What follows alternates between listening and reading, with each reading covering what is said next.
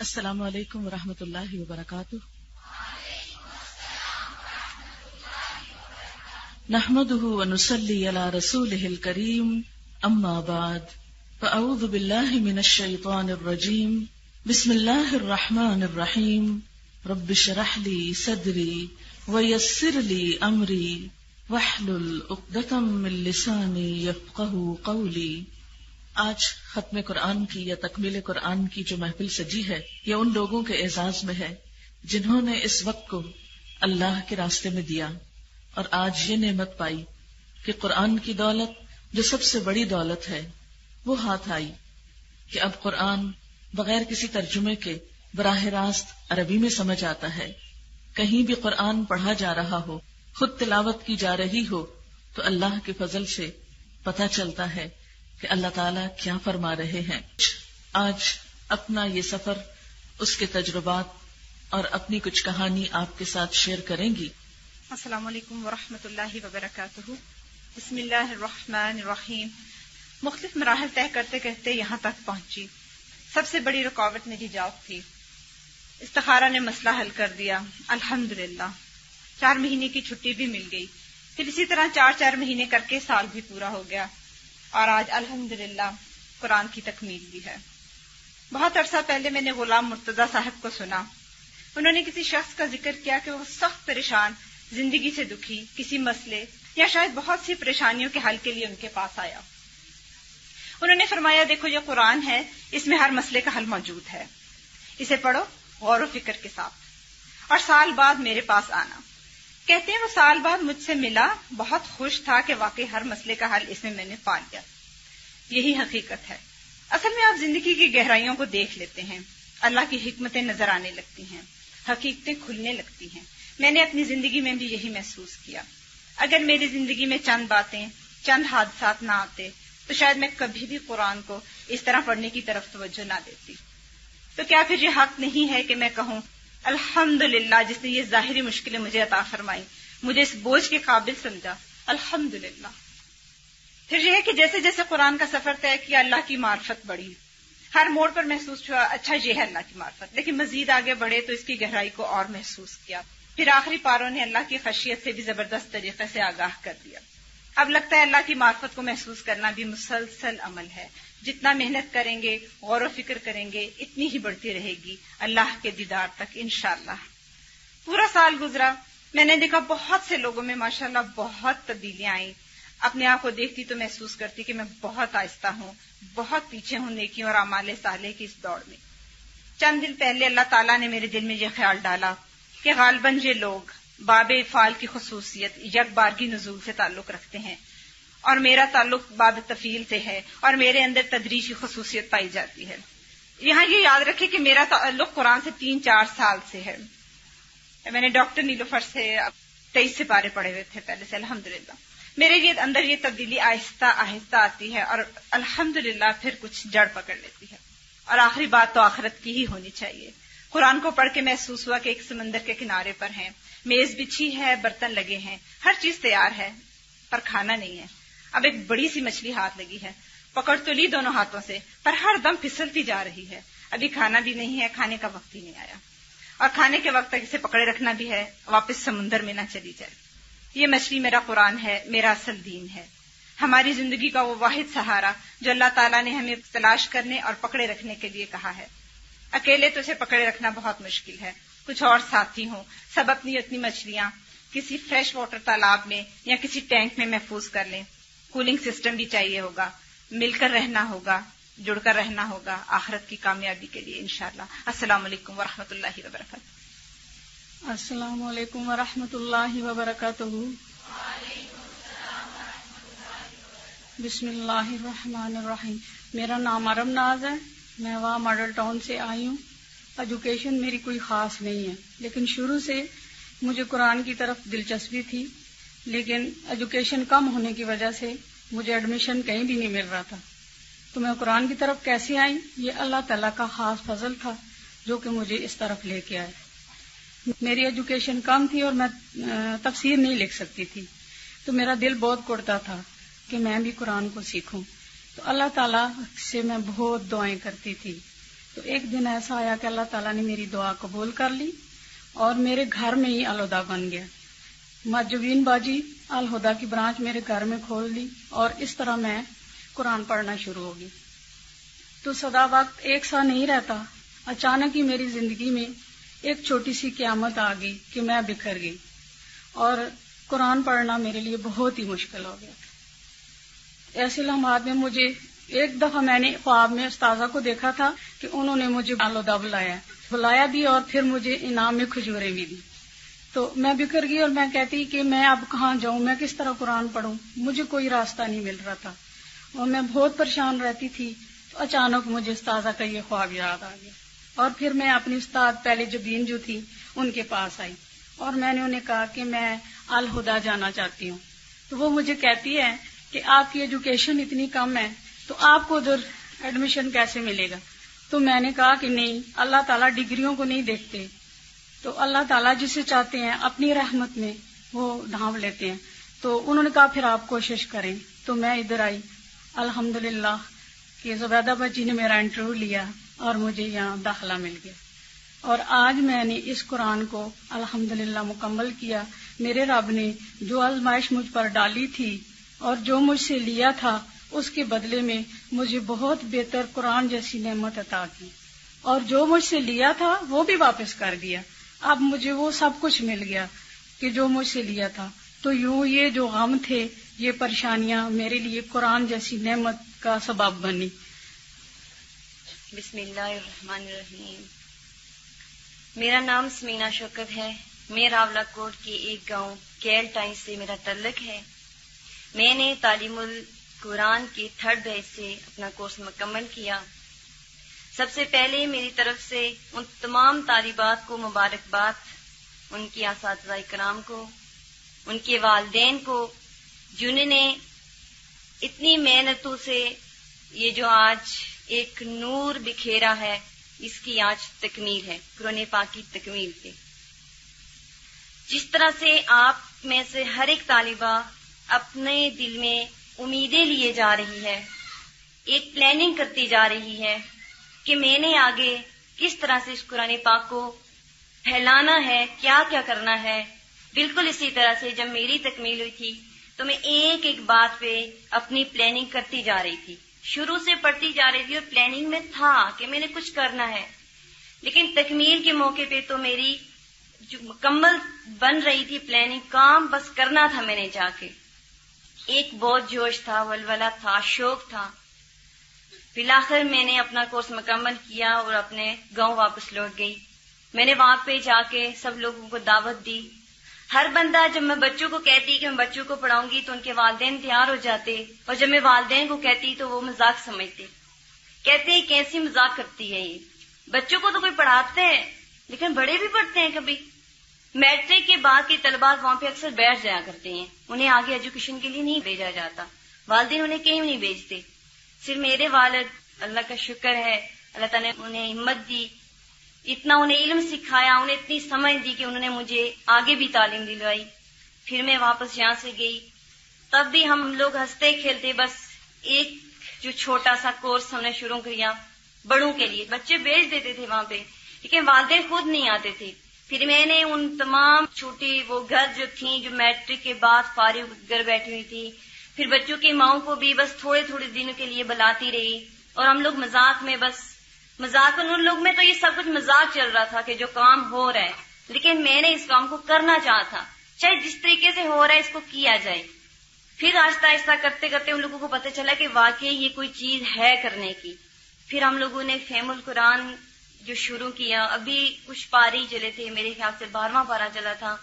تو اللہ تعالیٰ نے ایک بہت بڑی آزمائش میں ہم سب لوگوں کو ڈال دیا, اور وہ آزمائش اب سب لوگوں کی آنکھوں کے سامنے گزری, اور وہ زلزلہ تھا جس کی وجہ سے اتنے وہ کام جو اتنی آسانی سے میں کر رہی تھی, اتنی خوشی سے, بالکل ہنستے کھیلتے, بالکل لائٹلی اس کام کو لے رہی تھی, وہ اتنا مشکل بن گیا میرے لیے کہ سب چیز ٹوٹ چکی, سب چیزیں ختم ہو چکی.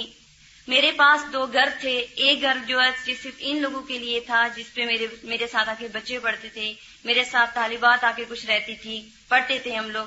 وہ گھر جو ہے وہ تھوڑا سا وہ ڈیمیج تو ہوا لیکن وہ بالکل گرا نہیں، لیکن جس گھر میں ہم لوگوں کی رہائش تھی وہ بالکل ٹوٹ چکا تھا. اس میں میری دادی جان کی ڈیتھ بھی ہو گئی. کوئی چیز وہاں سے، کوئی سسٹم ہی نہیں تھا وہاں سے نکالنے کا. مٹی کا گھر تھا وہ جس پہ ہم رہتے تھے، بڑی مشکل سے وہاں سے نکالا. سب لوگ گھر تقریباً ٹوٹ چکے تھے. سب سے بڑا مسئلہ جو مجھے اس کورس کو آگے جاری کرنے کے لیے ہوئے تھا کہ میرا پہلے اپنا گھر تھا. اب یہ ہوا کہ میرے تایا جان، ان کی بہت بڑی فیملی ہے، ان کے 5 بیٹے ہیں، میرے اپنے 3 بھائی تھے، ماشاءاللہ سبھی بڑے بڑے ہیں. پھر جب وہ تمام کام کو چھوڑ کے ہمارے اوپر والے گھر میں چلے گئے جہاں پہ میں صرف کلاسز لیا کرتی تھی، کچھ ہم لوگ کیا کرتے تھے، تو وہاں پہ ان کے والدین نے بچوں کو بھیجنا بند کر دیا کیونکہ 5 کزن تھے میرے اور 3 میرے بھائی تھے. وہاں پہ اس طرح کوئی نہیں جانے دیتا. پھر بہت مشکل سے بہت مشکل کا سامنا مجھے کرنا پڑا، لیکن پھر بھی میری طالبات کا یہی پیغام آتا کہ کچھ کریں کچھ کریں کچھ کریں، کچھ ہونا چاہیے. کوئی جگہ نہیں تھی. میرے تایا جان جن کو 13 سال ہو گئے ہیں، فالج کے مریض ہیں، چارپائی پہ پڑے ہوئے تھے. جس کمرے میں ان لوگوں کو بیٹھا کے کچھ کیا کرتی تھی وہ کمرہ صرف ان کے لیے مختص ہو گیا. وہ اپنے کمرے میں کسی کو بھی نہیں آنے دیتے تھے، بند تھا ان کا کمرہ. وہ مینٹلی بھی ڈسٹرب تھے، وہ اکثر ننگے رہا کرتے، ان کے پاس کوئی نہیں جاتا تھا، وہ جانے ہی نہیں دیتے تھے. میرے لیے کوئی ایک قطرہ جگہ نہیں تھی وہاں پہ میں بٹھاؤں کیونکہ بارشوں کا سلسلہ وہاں سے شروع ہو گیا تھا. زلزلے والی شام کو ہی بارشیں شروع ہو چکی تھی. کوئی جگہ نہیں تھی، کوئی جگہ. لیکن جب بریک ہوتی میں انہیں کبھی برآمدے میں بٹھاتی، کبھی باہر پتھروں پہ بٹھاتی، کبھی ادھر چٹائیاں گھسیٹتے جاتے، کبھی اس طرف جاتے. لیکن ہم کہہ رہے تھے کہ ہمارا کسی طرح سے یہ کورس چلتا رہے، بریک نہ آ جائے. پھر اللہ تعالیٰ کی توفیق سے چلتا رہا. انہیں پتھروں پہ بیٹھ کے کبھی دھوپ لگتی، کبھی بارش ہوتی، کبھی کچھ. لیکن سب سے جو میرا ساتھ دیا وہ میرے طالبات نے دیا. میرے ساتھ تعاون کیا تو یہ کام ہوا، میرے والدین نے کیا. بہت مشکل تھا، بہت زیادہ مشکل تھا. پھر آخر کرتے کرتے ایک ہمیں ٹینٹ ملا. کہیں کوئی جگہ نہیں تھی، میں اگر کسی کو کہتی کہ مجھے آ کے یہ کام کر دے کوئی بھی نہیں مانتا تھا کیونکہ ان دنوں تمام لوگوں کے گھر گر چکے تھے. پھر ہمیں ٹینٹ ملا کہ ہمیں یہاں پہ اس ٹینٹ میں ہمیں شاید جگہ مل جائے، ہم لوگ پڑھنا شروع کر دیں وہاں پہ. تو اس ٹینٹ کے لیے میں 1 ہفتے تک لوگوں کو بلاتی رہی کہ مجھے آ کے ٹینٹ سیٹ کر کے دے، کیونکہ ٹینٹ اتنا بڑا تھا، میرے بس کی بات نہیں تھی، نہ میرے طالبات کی بس کی بات تھی. ہم عورتیں تھی بس اس کی ایک رسی کو کھینچتے تو سارے جا کے ادھر لگتے، وہ سیدھا ہی نہیں ہوتا تھا ہم لوگوں سے. پھر میں نے 1 ہفتے تک کبھی 2 لوگ آتے، کبھی 3 آتے، وہ 1-2 لوگوں سے وہ ٹینٹ سیدھا نہیں ہو رہا تھا. پھر میں نے بہت کوشش کی کہ اس ٹینٹ کو لگایا کس طرح جائے. صرف ایک بندہ وہاں پہ جانتا تھا کہ اس ٹینٹ کو کس طرح لگایا جائے گا.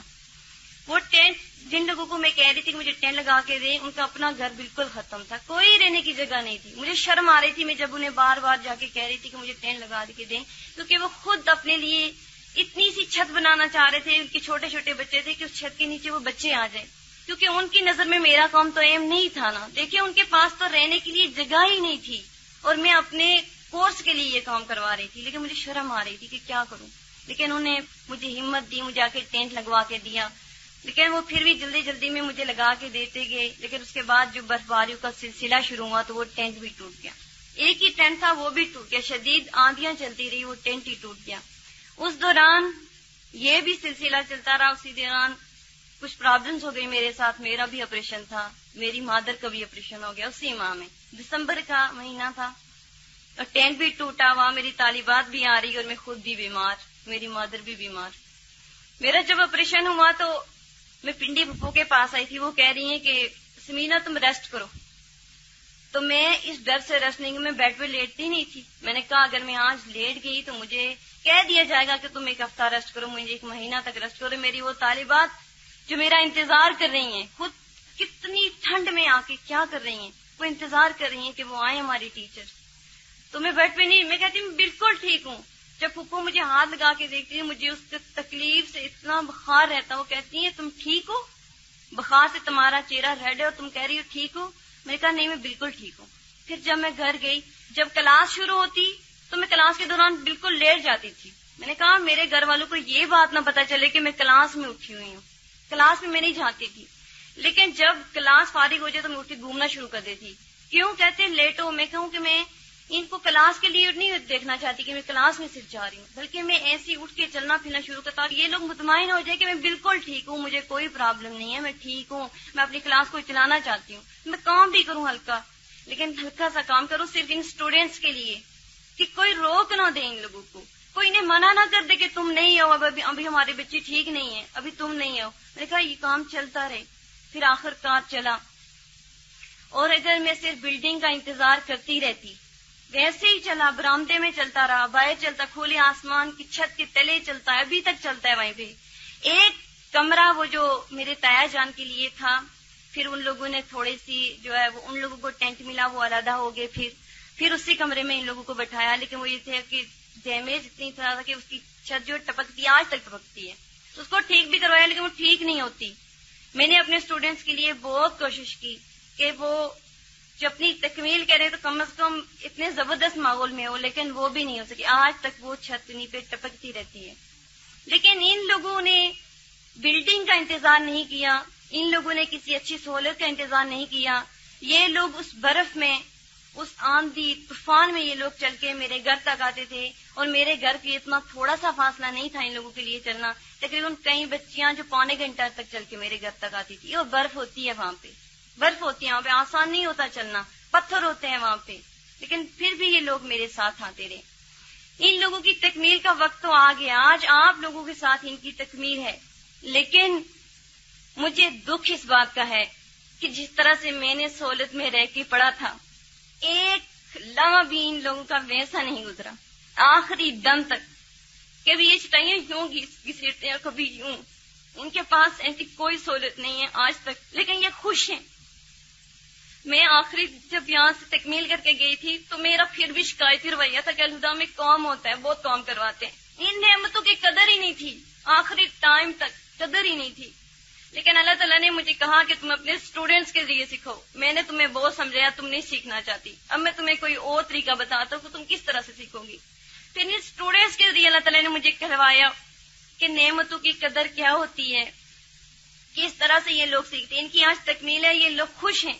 اور میں کہتی ہوں کہ کاش ایک دن کوئی ایسا ہوتا جس دن یہ لوگ پرسکون ماحول میں بیٹھ کے پڑھتے ہیں. اور یہ لوگ یہاں پہ آئے، ان کو پتہ چلا میں نے یہاں سے کیا ہوا ہے. اتنی سہولت کو دے کے پھر بھی کہتے ہیں شکر ہے ہم نے پڑھ لیا.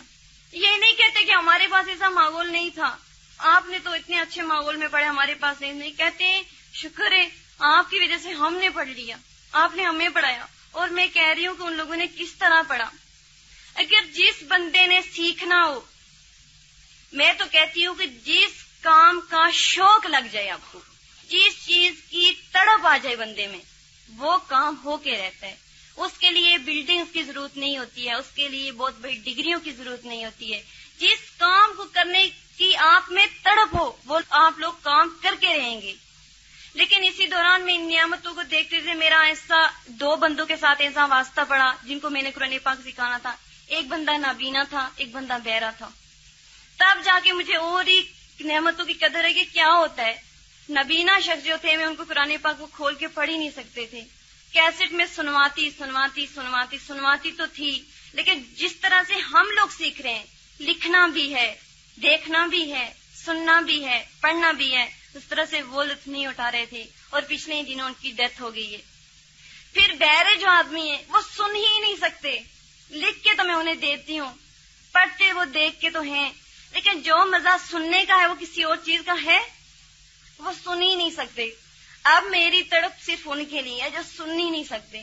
میں کہتی ہوں میں اتنی ڈیٹیل سے ان کو نہیں بتا سکتی. ایک مرتبہ میری استاذہ کی آواز وہ سن لیں، اللہ تعالیٰ انہیں اتنا تھوڑے سے ٹائم کے لیے بھی ان کی جو سماعت کھول دیں کہ وہ سن سکیں کہ کیا ہو رہا ہے، کیا کہہ رہے ہیں. وہ پڑھنا چاہتے ہیں قرآن پاک لیکن وہ سن نہیں سکتے. لیکن جس طرح سے ہمیں استاذہ کی بات سے سمجھ آیا، جس طرح سے انہوں نے ہمیں سکھایا، وہ میں نہیں سکھا سکتی آگے ان کو. اور پھر جو میری جتنی بھی اسٹوڈینٹس آئی ہیں میں ان کو بھی مبارکباد پیش کرتی ہوں. اور میں اپنی استاذہ سے یہ کہوں گی کہ پلیز آپ میری اسٹوڈینٹ سے آج ضرور ملیں، کیونکہ مجھے نہیں لگتا کہ میں ان کو آئندہ لے کے اس طرح آؤں گی. میں نے بہت کوشش سے ان کو آج لایا. ان کے والدین کو کیا پتا کتنی تسلیاں دے کے ان کو کوئی نہیں آنے دیتا تھا. یہاں پہ چند اسٹوڈینٹ تھے جن کو آنے کی پرمیشن تھی، کوئی نہیں آنے دیتا. ان سے ضرور ملیں. ابھی تو میں نہیں بتاؤں گی کہ وہ کس سائڈ پہ بیٹھی ہوئی ہیں، کیونکہ وہ استاذہ کو آنکھیں پھاڑ پھاڑ کے دیکھ رہی ہوں گی، ترس گئی ہیں 3-4 سال سے. تب استاد نے اگر ان کی طرف دیکھنا شروع کیا تو وہ شرما کے نیچے ہی جھک جائیں گی. نظریں بھر کے دیکھ لیں. کل لا کے یوں ہی کلاس میں بٹھا دیا تھا کہ دیکھ لیں. اور میں یہی کہوں گی کہ جن لوگوں کی زندگی میں کوئی مقصد ہوتا ہے، جن لوگوں کی زندگی میں کوئی تڑپ ہوتی ہے، وہ اپنا مقصد اس تڑپ کو ضرور پورا کرتے ہیں. اور میرے ساتھ ایک بچہ بھی آیا ہوا ہے، اس کی دادی جان استاذہ کو بہت سلام کہہ رہی تھی. وہ آپ سے ملنا بھی چاہتی تھی، لیکن ان کے بچے کا 1 ہفتہ پہلے ایکسیڈنٹ ہو گیا، وہ نہیں آ سکی یہاں پہ. لیکن انہوں نے اپنی بہو کو بھیجا ہے یہاں پہ، ان کی بھی تکمیل ہے. ان کا پوتا آیا ہے، وہ کہہ رہا ہے کہ میں تلاوت کروں گا. کل کہہ رہے ہیں میں استاذہ کے اسٹیج پہ جا کے تلاوت کروں گا. میں نے کہا تم کر لو گے؟ کہتا ہے میں کروں گا. لیکن میں ابھی اسے کہہ رہی ہوں کہ آپ لوگ اگر پرمیشن دیں تو واقعی تھوڑا سا تلاوت کی نورانی قاعدہ اس نے ابھی ختم کی ہے، تھوڑی سی اس نے سنی سنائی وہ صورتیں پڑھی ہیں، تو کہتا ہے میں پڑھوں گا. یہ نہ کہ میں اس بچے کو ایسے ہی لے جاؤں تو وہ جا کے مجھے نہیں چھوڑے گا وہاں پہ. تو آپ لوگوں کو تو کافی ٹائم ہو چکا ہے، تو میں اس بچے کو بلانا چاہتی ہوں، اور استاذہ اگر اجازت دیں تو بچے کی تھوڑی سی وہ تلاوت کی اس نے تو ابھی سیکھی نہیں، ابھی تو اس کا نورانی قاعدہ ہی ختم ہے، تو وہ کر لی. اعوذ باللہ من الشیطان الرجیم، بسم اللہ الرحمن الرحیم. انا اعطیناک الکوثر فصل لربک وانحر ان شانئک هو الابتر. الحمدللہ جن کی آج تکمیل ہے ان سب کو بہت بہت مبارکباد ہو. اللہ کرے کہ واقعی یہ قرآن آپ کے لیے مبارک ثابت ہو اور آپ کے حق میں حجت ہو، آپ کے خلاف حجت نہ ہو. تو میرے سامنے تعلیم الاسلام کے لوگ ہیں جن کی تکمیل ہوئی ہے، اس کے علاوہ حدیث کورس جن کی کل تکمیل ہوئی ہے، اس کے علاوہ یہ گرین سکارفس میں کون ہے؟ مس ڈیال روڈ برانچ، آپ کی تکمیل شاید سنڈے کو ہوئی ہے. کوئی اور بھی آج ہمارے ساتھ شریک ہے کہیں سے؟ تلگنگ سے، پرامری سے، وہ کہاں ہے؟ شہزاد ٹاؤن سے آگے. اس کے علاوہ تربیلا ڈیم سے، اور کوئی؟ مورگا، اوکے. کوئی اور تو نہیں؟ باقی سب کو بھی آپ سمیت سب کو اہلاً و سہلاً و مرحباً. اللہ کرے کہ آپ سب کا یہاں آنا مبارک ثابت ہو. آج تو سعودی عرب میں عید ہے اور آپ کی یہاں عید ہے، کیونکہ قرآن پاک کا مکمل ہونا جو ہے وہ بھی عید سے کم نہیں ہوتا. اعوذ باللہ من الشیطان الرجیم، بسم اللہ الرحمن الرحیم. رب اشرح لی صدری ویسر لی امری واحلل عقدۃ من لسانی یفقہوا قولی. الحمدللہ اللہ ہی کا احسان اور فضل ہے، اللہ ہی کی رحمت اور عنایت ہے کہ اس نے ہمارے ہاتھوں میں قرآن دیا. اسی سے التجا اور فریاد ہے کہ وہ ہمارے دلوں میں بھی اتار دے اور ہمارے عمل میں بدل دے. اور اللہ کرے کہ ہم قیامت کے دن ان لوگوں میں اٹھیں جو قرآن والے ہیں، جو اللہ کے خاص بندے ہیں. اللہ ہمیں اپنے محبوب بندوں میں شامل کر لے. قرآن واقعی ایسی چیز ہے کہ جس کی کوئی اور نظیر نہیں، کوئی اور مثال نہیں، کوئی اور چیز اس جیسی ہے ہی نہیں. یہ وہی جان سکتا ہے جس نے اس کا لطف اٹھایا ہو. اللہ کرے کہ ہم سب اس سے واقعی لطف اٹھا سکیں. اس موقع پر آپ سب اپنا جائزہ لیں اور غور کریں کہ قرآن مجید کا کتنا حصہ آپ نے ابھی تک نہیں پڑھا. کیونکہ کورس کے دوران بسا اوقات ایسا ہوتا ہے کہ ہم کسی بیماری، کسی سفر، کسی مجبوری کی وجہ سے کچھ سبق مس کر دیتے ہیں، اور بسا اوقات ادھر ادھر سے کچھ نوٹس وغیرہ لے کر یہ کسی بھی طریقے سے پاس ہو جاتے ہیں. تو جو حصہ آپ نے پڑھا نہیں، سب سے پہلے تو اس کو مکمل کریں، کیونکہ مکمل کیے بغیر تو تکمیل نہیں ہوا کرتی یا ہو جاتی. تکمیل اسی وقت ہوتی ہے جب سارے کا سارا 100% مکمل طور پہ پڑھ لیا جاتا ہے. قرآن مجید کا پڑھنا اور یہاں پر پڑھنا کسی اسکول میں کوئی سلیبس پڑھنے کے برابر نہیں. مجھے اچھی طرح یاد ہے کہ ہر کلاس میں ہمارے سلیبس کا کچھ نہ کچھ حصہ رہ جاتا تھا، اور ٹیچر ہی کہہ دیتے تھے کہ یہ امتحان میں نہیں آئے گا، اور ہم بھی بہت خوش ہو جاتے تھے کہ چلیں شکر ہے جان چھوٹی. اتنا نہیں پتا ہوتا تھا کہ نہ پڑھنے کا نقصان کیا ہے. اور پھر وہ چونکہ ٹیچرز بھی اس پر کبھی افسوس کرتے دکھائی نہیں دیتے تھے، تو ہم نے بھی کبھی غور نہیں کیا کہ نہ پڑھنے کا نقصان کیا ہوتا ہے. پڑھنا اور نہ پڑھنا برابر نہیں ہوتا. علم کا ہونا اور نہ ہونا ایک نہیں ہوتا. قل هل يستوي الذين يعلمون والذين لا يعلمون، کہہ دیجئے کہ وہ جو علم رکھتے ہیں اور وہ جو علم نہیں رکھتے کیا برابر ہو سکتے؟ نہیں ہو سکتے. اور قرآن مجید ایسی چیز ہے کہ جس کی ہر آیت اہم ہے. آپ کسی ایک آیت کے بارے میں بھی یہ نہیں کہہ سکتے کہ اس طرح کی تو ملتی جلتی آیت میں نے پہلے پڑھی تھی. جنت میں بھی جو اہل جنت کو رزق دیا جائے گا وہ بظاہر کیا ہوگا؟ وہ اتو بھی متشابہہ، ملتا جلتا ہوگا، لیکن اس کا اپنا ہی ایک لطف اور مزہ ہوگا. قرآن مجید کی وہ آیات جو بظاہر ملتی جلتی ہیں، اتو بھی متشابہہ لگتی ہیں، لیکن حقیقت میں ہر آیت جس جگہ پر فٹ ہے، جس جگہ رکھی گئی ہے، جس کانٹیکسٹ میں ہے، اس کانٹیکسٹ کے ساتھ اس کو پڑھنا الگ ہی لطف رکھتا ہے. آخری پاروں میں آپ نے دیکھا ہوگا مسبحات میں ہر سورت کے شروع میں جب تسبیح کا ذکر آتا ہے تو عموماً اسٹوڈنٹس یہ ایکسپیکٹ کرتے ہیں کہ اب تو استاذہ یہاں سے ایسی گزر جائیں گی، لیکن اللہ کی تسبیح ایسی چیز ہے کہ جس سے آپ ایسے ہی نہیں گزر سکتے. یہ نہیں کہہ سکتے کہ اوکے پیچھے سبق نمبر فلاں میں دیکھ لیں آپ، وہاں تسبیح کی تفسیر موجود ہے.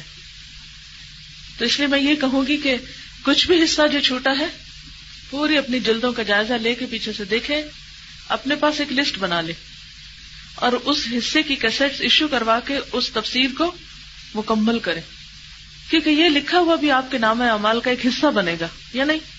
تولا جائے گا نا، یہ بھی تولا جائے گا، یہ بھی ساتھ ہوگا. اور اس دن تو انسان کو اپنی صرف یہ حصہ نہیں بلکہ ساری کتاب دی جائے گی. اور کیا کہا جائے گا؟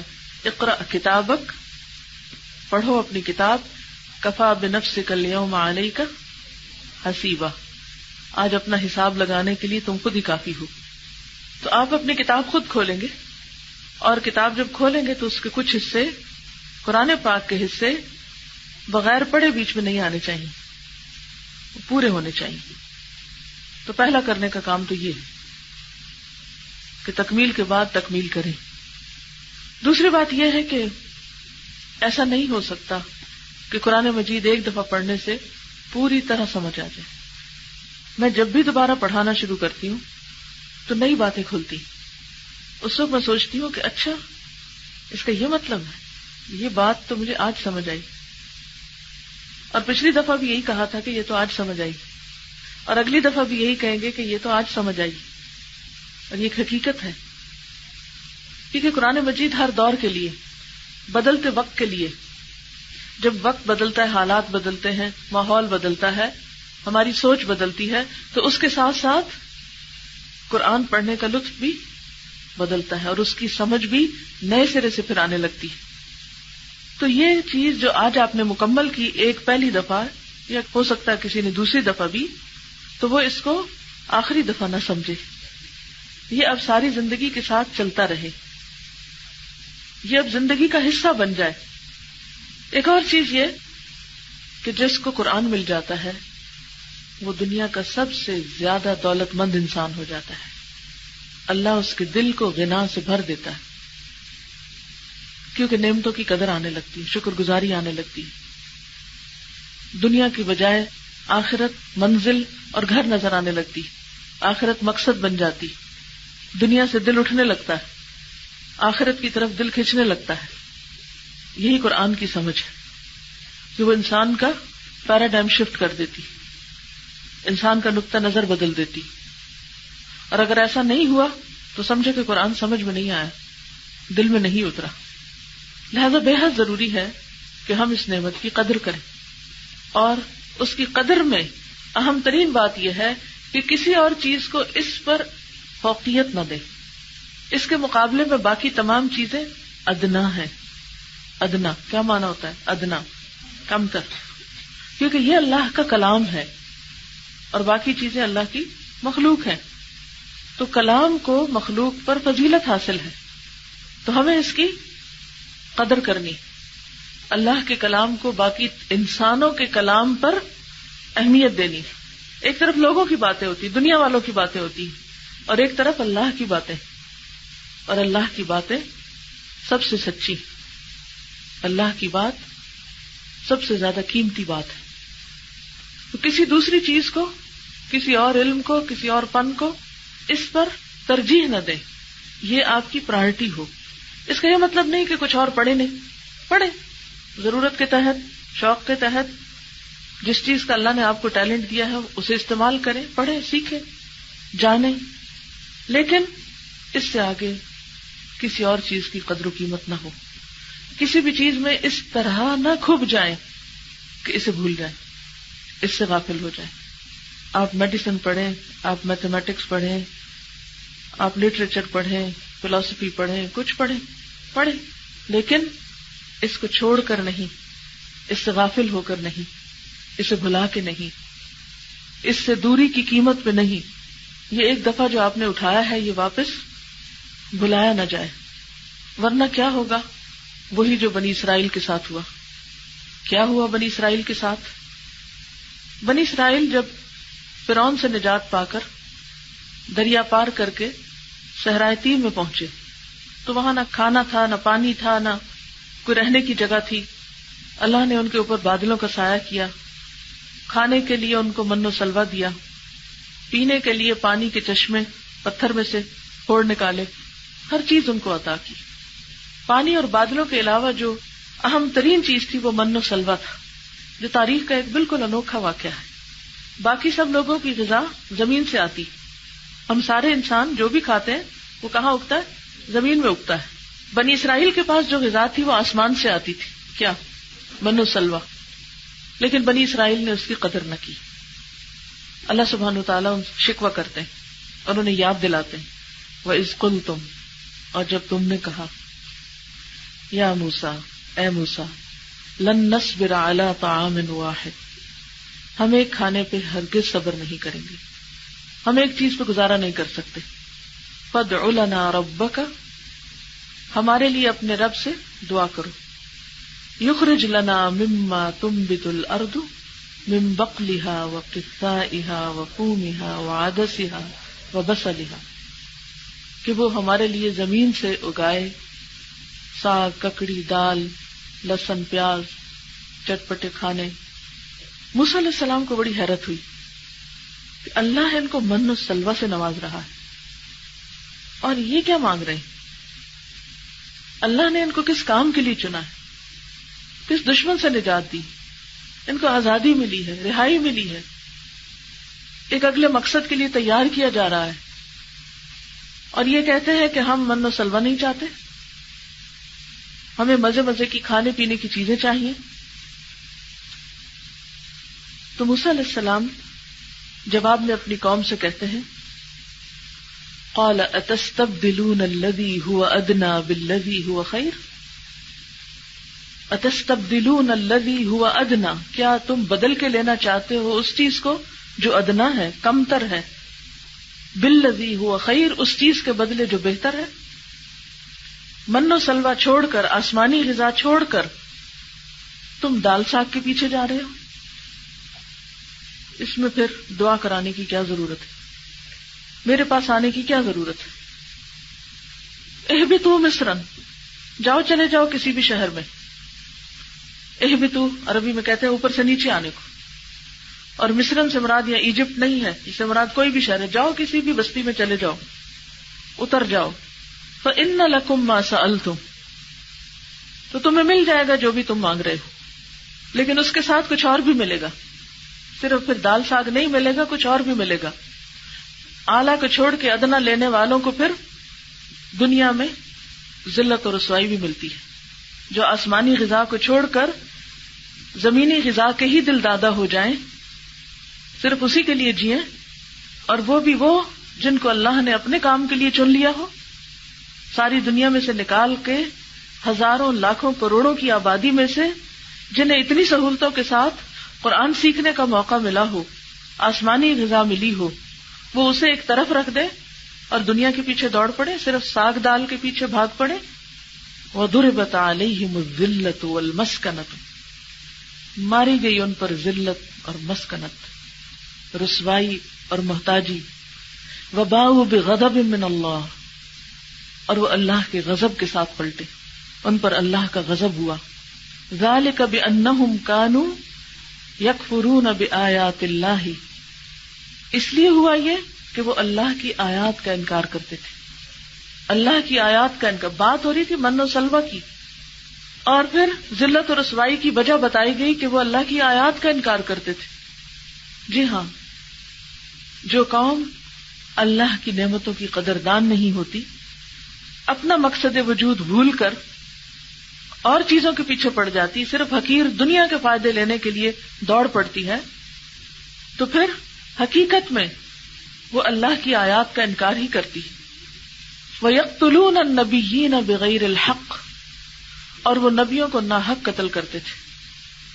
کیونکہ جب بے حسی بڑھ جاتی ہے، آغاز چھوٹی برائی سے ہوتا ہے، اگر اس کو وہیں پر کچل نہ دیا جائے تو وہ بڑی ہونے لگتی ہے، اور بڑی ہوتے ہوتے اس حد تک بڑی ہو جاتی کہ انسان کو یہ بھی احساس نہیں رہتا کہ وہ کیا کر رہا ہے، حتیٰ کہ وہ اللہ کی طرف بلانے والوں کا قتل عام بھی شروع کر دیتا ہے.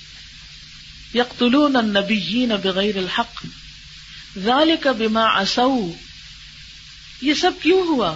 یہ ذلت اور رسوائی، یہ اللہ کی آیات کا کھلم کھلا انکار، یہ نبیوں کا قتل، یہ جرائم کا حد سے بڑھ جانا، بما عصوا، ان کی نافرمانیوں کی وجہ سے ہوا.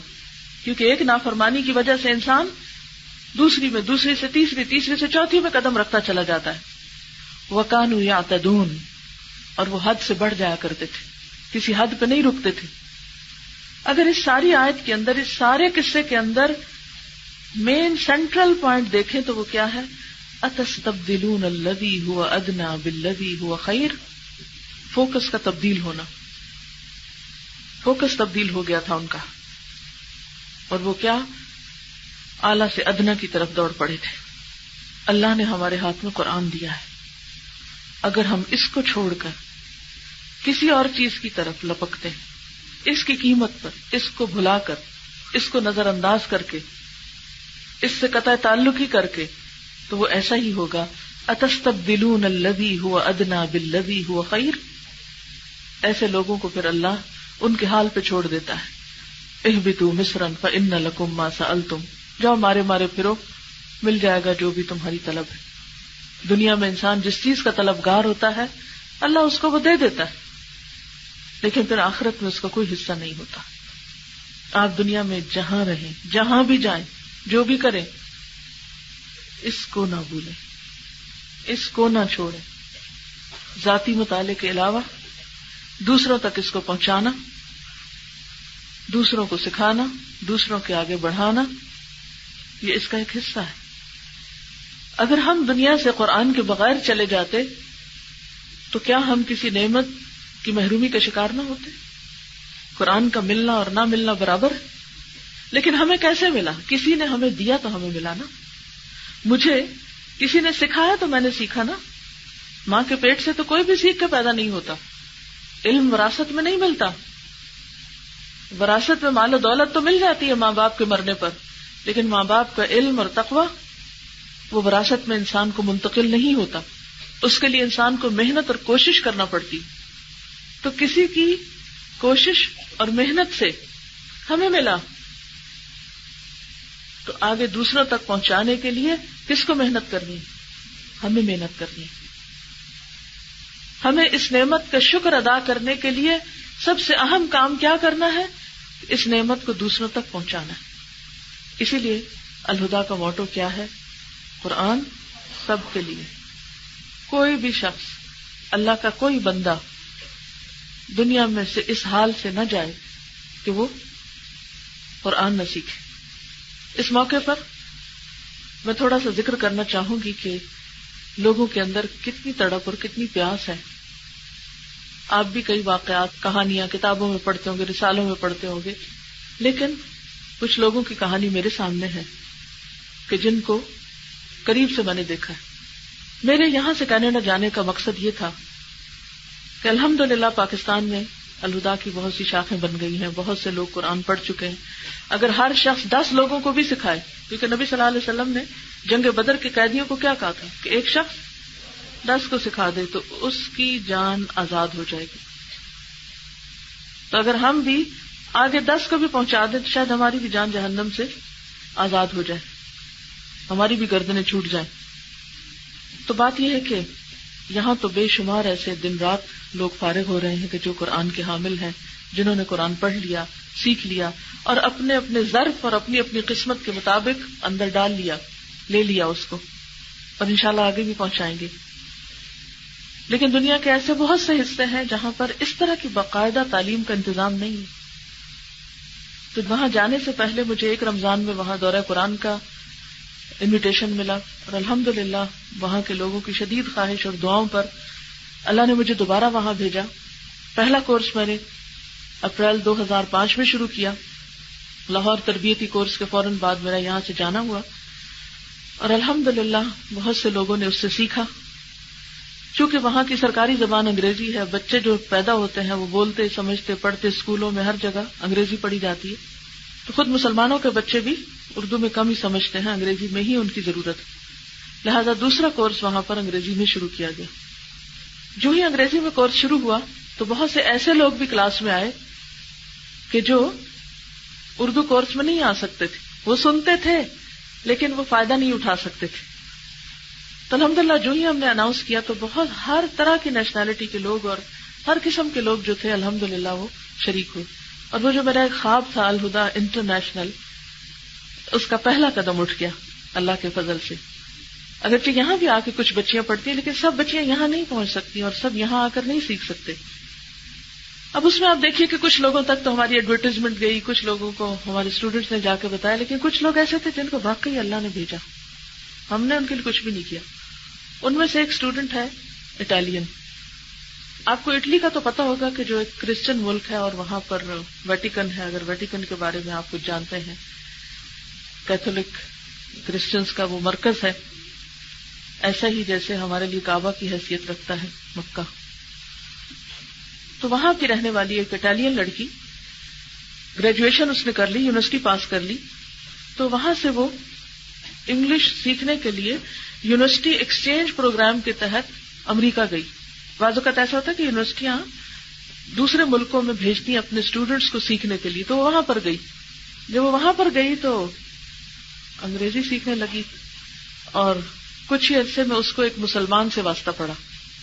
اب یہ جو لڑکی ہے اٹلی میں، اس نے کبھی نہ مسلمانوں کو دیکھا، نہ سنا، نہ اسلام کے بارے میں کچھ خاص جانا، سوائے اس نیگیٹو پروپیگنڈے کے جو ٹیلی ویژن پہ ہوتا ہے اور جس میں دنیا بھر میں مسلمانوں کو انتہائی بدنام کیا جاتا ہے کہ بہت ایکسٹریمسٹ ہیں اور بہت وحشی قسم کے، اجڑ گنوار قسم کے لوگ ہیں جن کا تہذیب و تمدن سے کوئی تعلق اور واسطہ نہیں، اور اس میں پھر نعوذ باللہ ہمارے تاریخ کو اور ہمارے پیغمبر کو اور ہر ایک کو بیچ میں ملوث کر لیتے ہیں۔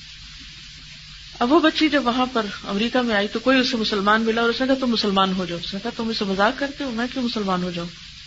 لیکن بہرحال یہ بات اس کے دل میں رہ گئی، اور اس کے بعد اس کو تجسس ہوا، تھوڑا جاننے کی کوشش کی اس نے، اور رمضان آ گیا اتنے میں، یہ دس رمضان، یہ جو ابھی گزرا ہے۔ اب آپ دیکھیے کہ رمضان میں ہمارا کورس شروع ہو چکا ہے، رمضان سے ایک ہفتہ پہلے ہم نے کورس شروع کیا۔ وہ بچی وہاں امریکہ میں، اس نے مسلمانوں سے ملنا شروع کیا اور اسے پتا چلا کہ مسلمان اس مہینے میں روزے رکھتے ہیں۔ وہ ابھی مسلمان نہیں، اس نے پورے مہینے کے روزے رکھے، یہ پوچھ کے کہ روزے کیسے رکھتے ہیں۔ بہرحال اس کے بعد اس کا وہاں کا ویزا ختم ہو گیا۔ اب ہوتا یہ ہے کہ جب ویزا ختم ہو جائے تو آپ کو فوراً وہاں سے نکلنا ہوتا ہے، تو کسی نے اس کو مشورہ دیا کہ کینیڈا کی سرحد ساتھ ہے، تم کینیڈا چلی جاؤ اور پھر وہاں سے تم واپس آ جانا۔ اب یہ کہ وہ کینیڈا میں آئی، کینیڈا میں جس کے گھر آئی وہاں پر ہماری ایک اسٹوڈنٹ شاید عید ملنے کے لیے گئی یا کچھ ایسی ملاقات کے لیے گئی، تو وہ جیسے کسی کے گھر میں آپ جاتے ہیں، اب بھی عید ہے، بہت سی ملاقاتیں ہوں گی آپ کی، لیکن عام طور پر عید میں لوگ کیا کرتے ہیں، گوشت کاٹنے بھوننے کھانے پینے میں مصروف ہوتے ہیں، دین کی بات ادھر ادھر کوئی کام کی بات کم ہی کرتے ہیں، اور اگر کوئی نیا بندہ کہیں سے آیا ہوا تو اس کی طرف توجہ نہیں ہوتی، جن کو ہم پہلے سے جانتے بس اسی سے باتیں کر کے انجوائے کرتے ہیں۔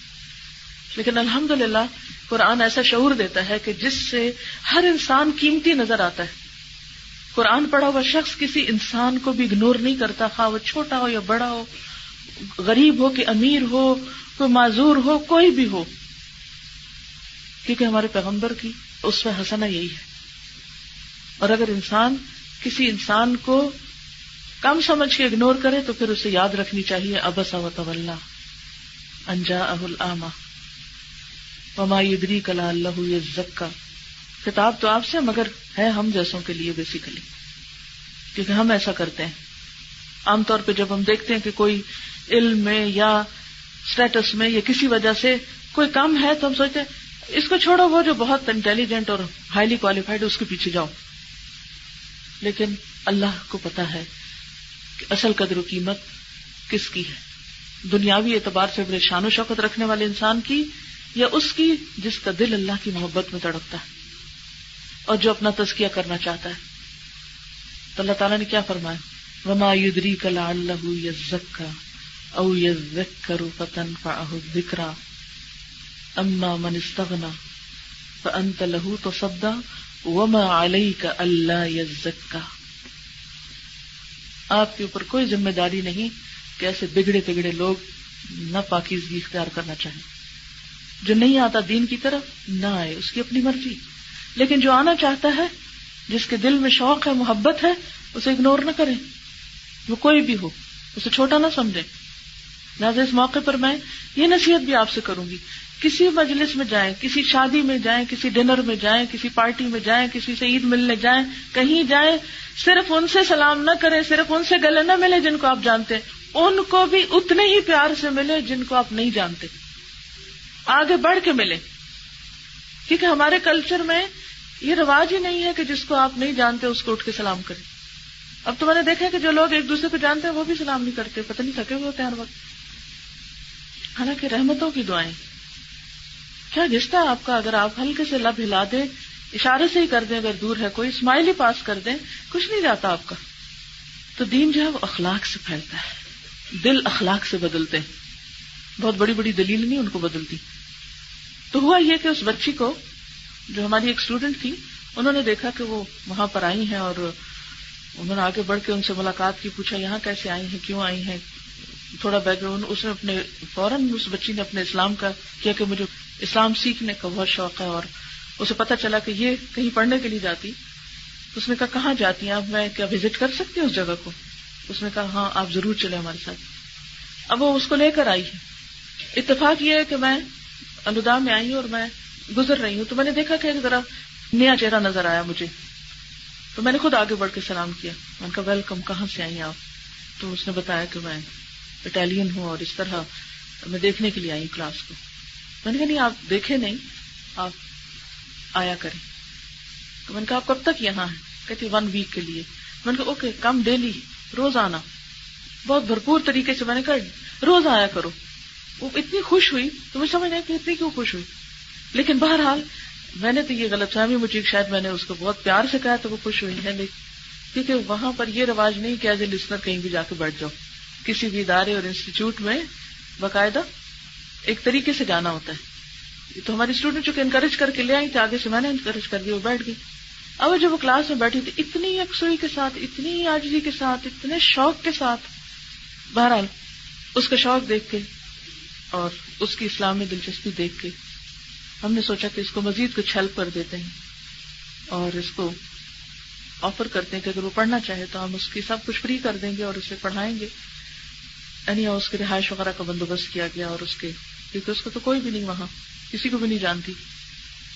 اب ویکینڈ پہ وہ جاب کرتی کسی مچھلی کی فیکٹری میں، جو مچھلیاں فریز کرتے ہیں نا پیکٹوں میں، وہ پیکنگ کرتی. کیونکہ وہاں کام کرنا عیب اور آر نہیں. بڑی بڑی ڈگریاں رکھنے والے ٹیکسی چلاتے ہیں، لیبر ورک کرتے ہیں، چھوٹے چھوٹے کام کرتے ہیں، لیکن سب خوش رہتے ہیں کہ کام ہے ہمارے پاس. کام کرنے کو آر نہیں سمجھا جاتا. تو اپنا کام کرتی ہے تاکہ اپنی ضرورت کے لیے کچھ پیسے کما سکے، اور باقی وقت جو ہے وہ پڑھتی. اور اتنی یکسوئی کے ساتھ، کیونکہ میں کلاس میں موجود ہوتی ہوں، اتنی یکسوئی کے ساتھ لکھ رہی ہوتی، پڑھ رہی ہوتی، اور میں بیچ میں راؤنڈ بھی لیتی ہوں کیونکہ میں خود نہیں پڑھانا ہوتا تو میں دیکھتی رہتی ہوں کہ کون کیا لکھ رہا ہے. آج کل ہمارا 5واں پارہ چل رہا تھا. اتنے کم وقت میں اس نے عربی لکھنا بھی سیکھا ہے، الف با تا، اور اسی طرح قاعدہ پڑھ رہی ہے، اور ساتھ لکھنے کا اس کو بے حد شوق ہے. تو میں اس کے پاس سے گزر رہی تھی، اس نے واللزانی لکھا ہوا تھا. تفسیر ہو رہی تھی تو واللزانی کو لکھتی کیسے کہ جیسے ہم بورڈ پہ لکھتے ہیں نا، تو اس کو دیکھ کر وہ الٹا سیدھا کاپی کر لیتی. اب اس کے پیرنٹس کو نہیں پتا کہ مسلمان ہوگی. بہرحال اس نے اپنے پیرنٹس کو فون کیا اور تھوڑا سا ذکر کیا تو اتنی شدید اس کو ڈانٹ پڑی اور بہت ناراض اس سے. اب انہی دنوں میں کچھ آیات آ گئی, یہ 5ویں پارے میں آتا نا, وَاعْبُدُوا اللَّهَ وَلَا تُشْرِكُوا بِهِ شَيْئًا وَبِالْوَالِدَيْنِ إِحْسَانًا. اب ہوتا یہ ہے کہ جب وہ تفسیر ہو رہی ہوتی ہے تو میں دیکھ رہی ہوتی ہوں مختلف لوگوں کی شکلیں, چہرے, کیسی تبدیلیاں آ رہی ہیں, کیا سوچ رہے ہیں, کتنی دلچسپی لے رہے ہیں. اب بہت سی بورن مسلمان لڑکیوں سے کہیں زیادہ اس کی دلچسپی ہوتی ہے کہ کیا کہا جائے. اچھا, بعض آیتیں ایسی ہوتی ہے کہ وہ لکھتے لکھتے چونک کے دیکھنے لگتے, تو مجھے ہمیشہ ایسا لگتا ہے کہ جیسے اسے کسی اپنے سوال کا جواب مل گیا. پھر ایک اور لڑکی ہے, وہ جاپان سے آئی ہوئی اور اتنی محنتی لڑکی ہے, اس کو انگریزی نہیں آتی تھی پوری طرح.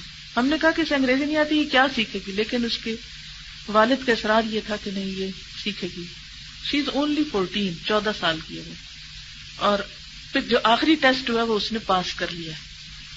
کس طرح لکھتی ہے, اس کے پاس چھوٹی سی ڈکشنری ہے, اردو کچھ اس کو آتی ہے, تو لکھتی اس طرح ہے کہ کلاس میں اس کو کچھ بھی سمجھ نہیں آتا لیکن وہ بیٹھی ضرور رہتی. اب آپ خود سوچیں کہ بالکل ایسے نہیں جیسے کوئی نابینا ہو یا بہرا ہو, تو اس کو کچھ سمجھ نہیں آ رہا لیکن بس وہ ایک جگہ پر بیٹھا ہوا کہ مجھے بیٹھنا ہے. شوق کی بات ہے نا. اب بیٹھی ہے, وہ جو لفظ ہمارے نیلے پاروں میں وہ انگریزی کے لکھے ہوتے ہیں ان کو وہ اپنی ڈکشنری سے کنورٹ کرتی ہے ادھر اپنی جاپنیز میں, پھر اس کے اردو میں کسی سے پوچھتی ہے کہ اردو بھی نہیں پوری طرح آتی, کرتے کرتے پھر ان کو وہ یاد کرتی رہتی, کر کر کے ترجمے کا ٹیسٹ تو پہلے ہی پاس کر لیتی تھی, اس دفعہ اس نے تفسیر کا ٹیسٹ بھی پاس کر لی. اور الحمدللہ اتنا شوق ہے. اصل چیز جس کی میں قدردانی کرتی ہوں ان لوگوں کے لیے وہ شوق ہے.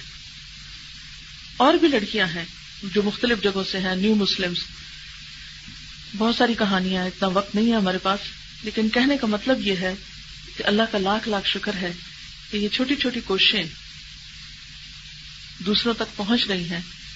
کچھ لوگوں تک ہم پہنچ رہے ہیں, کچھ کو اللہ ہم سے ملا رہا ہے, ہمارے پاس لا رہا ہے. اور مجھے بہت امید ہے کہ اگر ان لوگوں پر صحیح محنت ہو گئی, انشاءاللہ ان قوموں تک بھی, ان لوگوں تک بھی اسی طرح قرآن پہنچے گا جس طرح آپ تک پہنچا ہے. جب ان لوگوں کی میں ڈیفیکلٹی دیکھتی ہوں تو مجھے ایسا لگتا ہے کہ جیسے بعض اوقات کسی کو سانس نہ آ رہا. بہرحال وقت چونکہ کم ہے اس لیے اتنی ہی بات پر میں اکتفا کروں گی اور کہنا یہی چاہوں گی کہ کبھی ایسا نہ ہو کہ اتستبدلون الذی هو ادنی بالذی هو خیر. اعلیٰ ترین نعمت دے کر حقیر دنیا مت خریدنا, حقیر دنیا کے فائدوں کے پیچھے نہ بھاگنا, کم تر کے سودے نہ کرنا, کم تر میں وقت ضائع نہ کر دینا, اس کی قدر کرنا. اور یہ اسی صورت میں ہو سکتا ہے جب آپ شعوری کوشش کریں گے, نیت کے ساتھ کوشش کریں گے, پھر اللہ آپ کے ذریعے ایسے ایسے لوگوں تک بھلائی لے جائے گا کہ آپ سوچ بھی نہیں سکیں گے. اکثر لوگ مجھ سے پوچھتے ہیں کہ آپ نے یہ کام کیسے کیا. یہ سب کچھ اللہ کی رحمت سے ہوا ہے. میرے اندر صرف شوق تھا اور تڑپ تھی جس کی وجہ سے میں دعائیں مانگتی تھی. قبولیت کے اوقات جو ہمیں بتائے گئے ہیں ان میں دعائیں مانگتی تھی. یہ سب اوقات آپ کے پاس بھی ہیں. اصل چیز یہ ہے کہ آپ اس کام کو اہم سمجھیں, اور اگر قرآن پڑھ کے بھی آپ اس کو اہم نہ سمجھیں تو کون ہے جو آپ کو سمجھا سکتا ہے. پہلے ہی پارے میں بنی اسرائیل کی تاریخ کیوں دی گئی, ہمیں کیوں سکھائی گئی, تاکہ ہم اس مثال سے بچیں اور ہم وہ کریں جو ہمارا رب ہم سے چاہتا ہے. اللہ ہم سب کی حفاظت کرے, ہماری نیتوں کو خالص رکھے, اور ہم جہاں کہیں بھی ہوں, کیونکہ زندگی اور یہ دنیا کا وقت تو بہت تھوڑا ہے, ہم جہاں کہیں بھی ہوں, دنیا کے کسی بھی حصے میں ہوں, کسی گاؤں میں ہوں, کسی شہر میں ہوں, کسی جزیرے میں ہوں. اور جزیرے کی بات سے مجھے یاد ہے الہدا کا ایک بلاگ ہے. بلاگ جو لوگ کمپیوٹر پہ بیٹھتے ہیں ان کو پتا ہوگا بلاگ کیا چیز ہوتی. ہمارے پچھلے بیچ کی جو اسٹوڈنٹس تھی وہ اپنے جو لکھا کرتی تھی کمنٹس, ان کو ہم اس پہ پوسٹ کر دیتے تھے. تو جو بلاگ بنا ہوا اس کے اوپر ہم نے ایک نقشہ بھی ڈالا کہ کہاں کہاں سے لوگ اس کو ایکسس کرتے ہیں. تو ایک دن میں اس کا نقشہ دیکھ رہی تھی, این سمندر کے بیچ میں ایک چھوٹا سا جزیرہ تھا, وہاں پر ڈاٹ لگا ہوا تھا. باقی علاقوں میں کتنی جگہوں پر لوگ اس کو پڑھ رہے تھے، دیکھ رہے تھے، مجھے اس کی اتنی خوشی نہیں جتنا وہ عین سمندر کے بیچ میں جزیرے پر شو کر رہا تھا کہ یہاں سے کچھ لوگ ہیں جو آپ کے اس کو پڑھتے ہیں۔ پھر ایک دن میں نے کھولا تو کافی جگہوں پہ نشان تھے، وہ آپ کو رپورٹ دیتا ہے کہ کہاں کہاں سے لوگ ایکسس کرتے ہیں، سب جگہ نشان تھے، ساؤتھ امریکہ سے نشان نہیں تھا۔ بڑی مجھے تکلیف ہوئی، میری آنکھوں میں آنسو آ گئے۔ میں نے کہا یا اللہ، کیا ساؤتھ امریکہ میں لوگوں کو قرآن کا شوق نہیں ہے؟ تو جو پتہ ہے نا وہاں بھی لوگ ہیں جو چاہتے ہیں بس تو کچھ کر دے اور تو بس وہاں بھی پہنچا دے، مجھے نہیں پتا کیسے لیکن پہنچا دے۔ اور آپ کی حیرت کی انتہا ہوگی کہ کچھ عرصے کے بعد دوبارہ میں نے کھولا، یا جو میرے ساتھ بچیاں بیٹھی تھی ان میں سے کوئی کمپیوٹر اٹھا کے لے کہنے لگی دیکھیں ساؤتھ امریکہ میں سے کلک ہو گیا ہے۔ تو الحمدللہ میں ابھی جہاز سے آ رہی تھی تو وہ نیچے دیکھتے ہیں نا تو جگہ شہر گزر رہے ہوتے ہیں، اوپر نقشے میں بتا رہے ہوتے ہیں کہ جہاز کہاں سے گزر رہا ہے اس وقت، تو میں نیچے دیکھتی ہوں، کہتی یا اللہ ادھر بھی قرآن پہنچا دے، یا اللہ ادھر بھی قرآن پہنچا دے۔ آپ لوگ بھی اسی طرح دعائیں مانگا کریں، جیسے اب آپ عید کے لیے آج سفر کریں گے، سفر کی دعا قبول ہوتی ہے نا۔ اچھا اب آپ بس میں بیٹھے ہوں گے، یار تھوڑی دیر کے بعد کوئی شہر آئے گا، کوئی گاؤں آئے گا، کوئی جھونپڑیاں آئیں گی، کوئی آئیں گے، تو آپ دیوانوں کی طرح دعائیں مانگتے ہیں، اللہ ان تک بھی پہنچا دے، ان تک بھی پہنچا دے، ان کو بھی دے دے، ان کو بھی دے دے، ان کو بھی دے دے۔ کیونکہ جو چیز دل میں لگ جاتی ہے نا اور جس چیز سے انسان خوش ہو جاتا ہے پھر وہ صرف اپنے لیے نہیں چاہتا، انسان اس کو تو نشر کر دیتا ہے، یا نہیں؟ اگر حقیقی معنوں میں آپ کو خوشی ملی ہے تو بس اس خوشی کو آپ کے اندر نہیں رہنا چاہیے، اس کو نشر کر دینا چاہیے، دوسروں تک پہنچا دینا چاہیے۔ وقت پورا ہو چکا ہے، آپ سب کو بہت زیادہ شکریہ۔ اللہ آپ سب کو دنیا اور آخرت کی بھلائیاں عطا کرے۔ جزاکم اللہ خیرا۔ سبحانک اللہم و بحمدک، نشہد ان لا الہ الا انت، نستغفرک ونتوب الیک۔ والسلام علیکم ورحمۃ اللہ وبرکاتہ۔